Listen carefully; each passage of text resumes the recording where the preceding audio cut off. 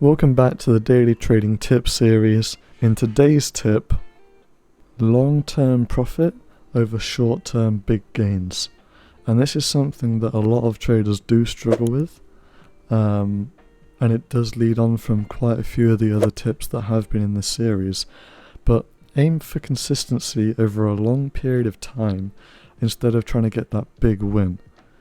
Because otherwise you're going to over-leverage yourself trying to get that big win just so that you can show off that that's how much you've made, when actually it's all relative to how much profit you're making over a year, 2 years, and not a single day. Because at the end of the day, it doesn't matter if you have a big win if your next trade is just going to blow it all up. And remember traders, happy trading.